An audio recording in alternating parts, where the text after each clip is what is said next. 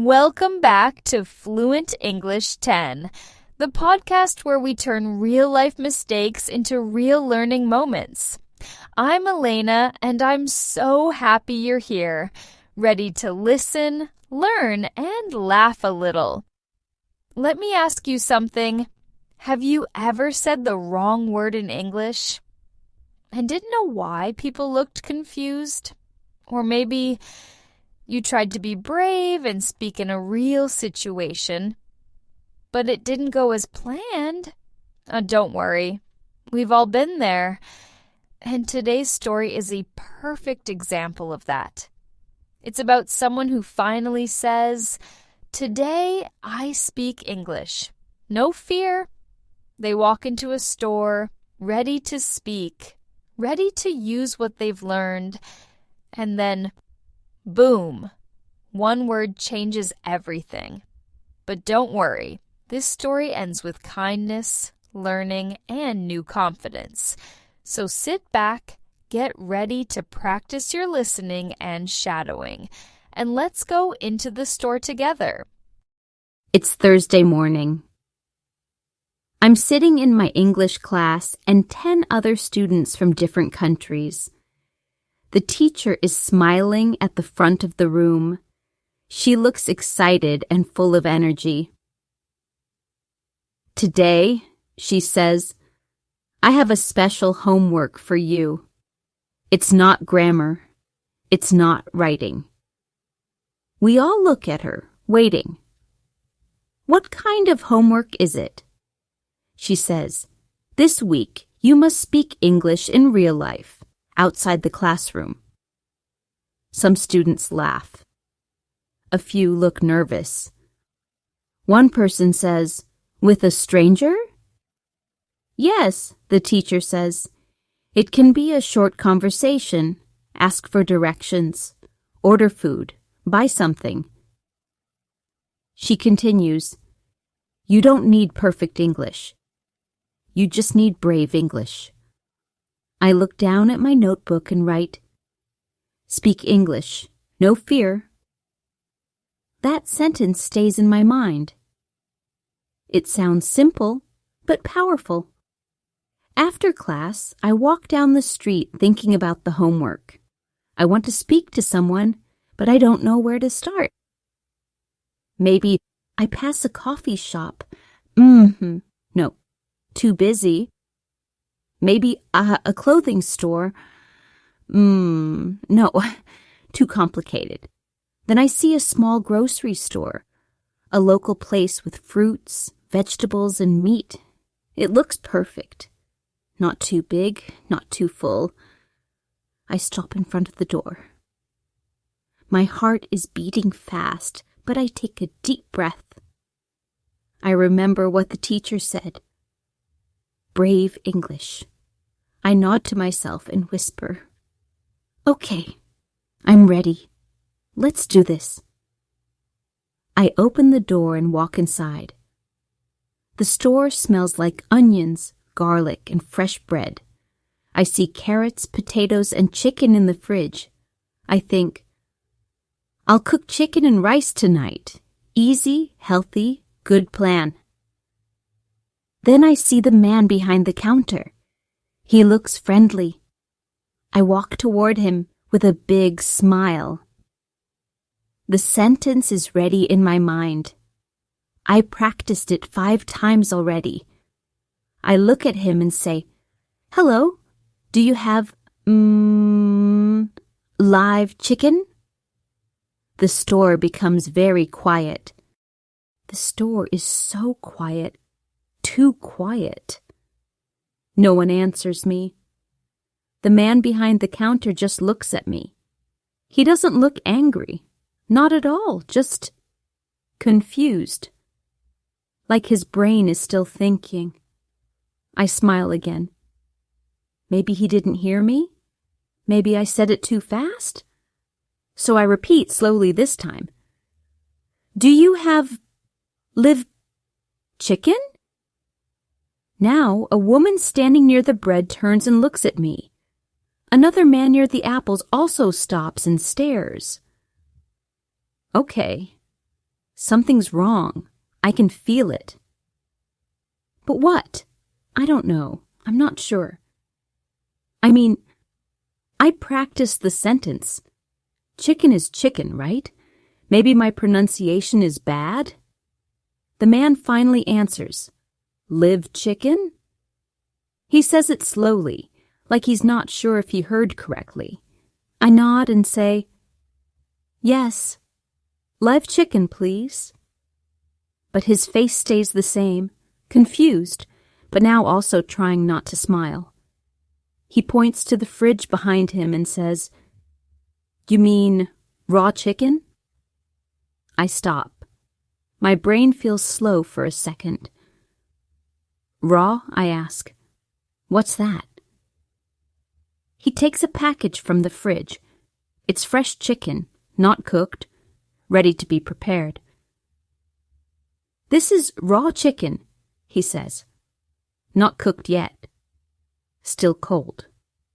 Then he points to his chest and moves his arms like wings.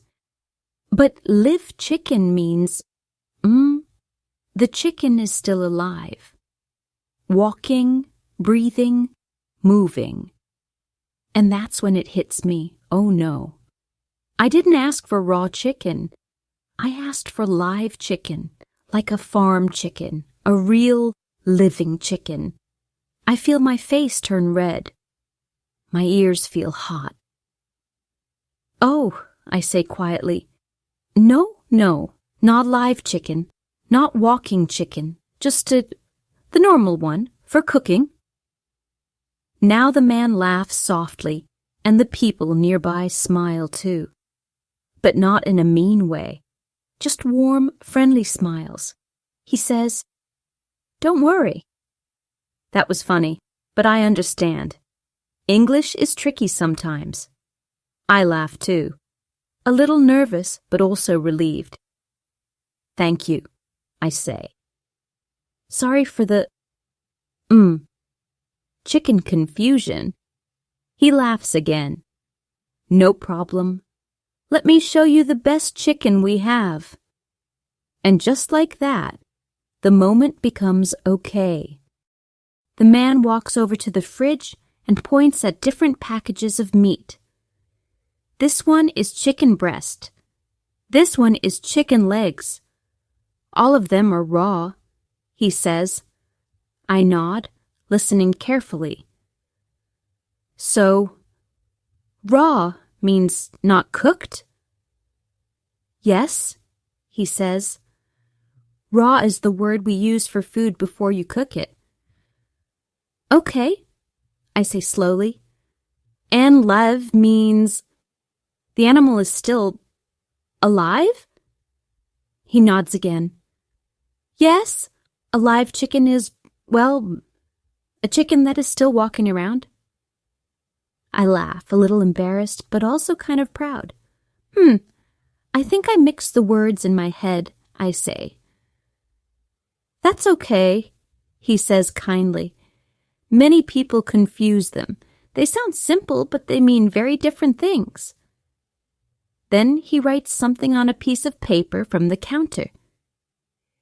He writes 2 small words and points to each one as he speaks. Live. Something that is alive, like an animal or a concert. Raw. Food that is not cooked yet. He smiles and says, "You can say, 'Do you have raw chicken?' Or 'Can I get some chicken to cook?'" "Not live," I say, laughing now. "No more live chicken for me." He laughs too. "Don't worry. We don't sell live animals here anyway." Just then, another customer walks by and smiles. She says, "I heard you earlier. That was brave. Speaking English in a real store is not easy." I smile back. "Thank you. It was a little scary, but also fun." She nods and says, "You'll never forget the word raw now, right?" "Never," I say. "Believe me, I'll remember it forever." After that small conversation, everything feels easier. I feel more relaxed, like a big cloud moved away from my head. The man puts the chicken in a small bag and gives it to me with a friendly smile. "Here you go," he says, "fresh and definitely not alive." We both laugh again. I pay, say thank you very much, and head toward the door. As I walk outside, the sun is shining a little and I feel good, not perfect, but proud. I didn't speak English perfectly, but I tried. And more important, I learned something. I now know the difference between live and raw, and I will never forget it. Later that week, I return to class. The teacher asks, "Who wants to share their homework experience?" One student talks about ordering coffee. Another says they asked for directions in the park. Then the teacher looks at me. "Do you want to share?" she asks.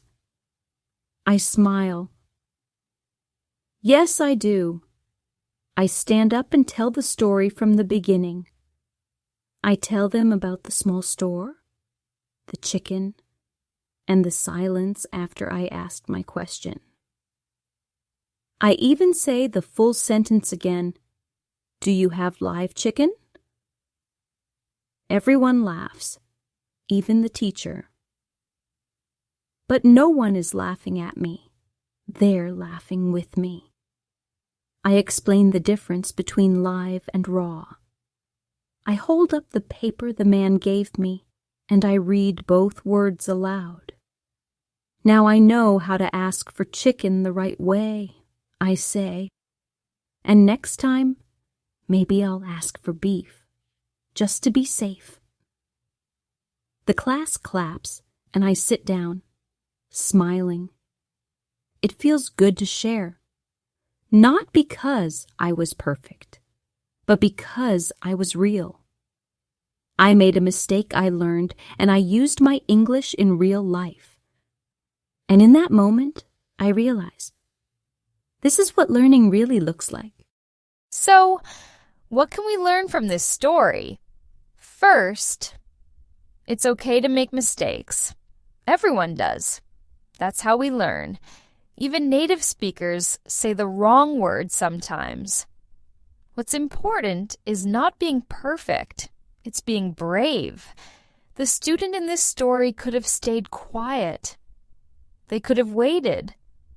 They could have gone home and done nothing.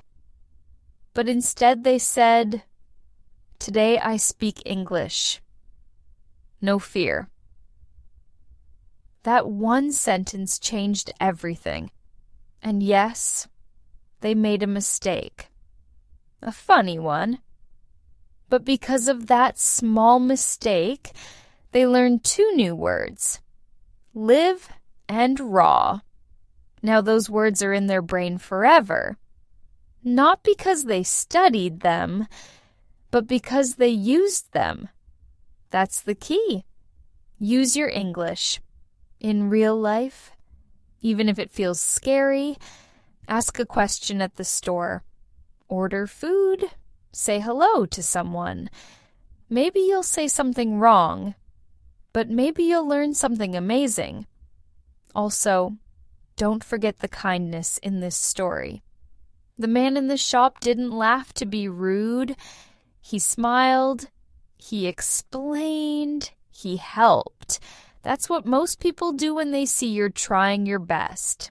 So if you're listening to this podcast and thinking, "But my English isn't good enough," let me tell you something. Yes, it is. Your English is good enough to try, to speak, to ask, to grow. And the more you try, the more you will remember. Not just words, but confidence. So next time you feel nervous, remember this story. Say to yourself, "Brave English, not perfect English," and speak. Thank you for listening to this episode of Fluent English 10. If you enjoyed this story, please like it, leave a comment, or share it with a friend. Maybe someone you know also said something funny in English, just like our student today. Every mistake is a step forward.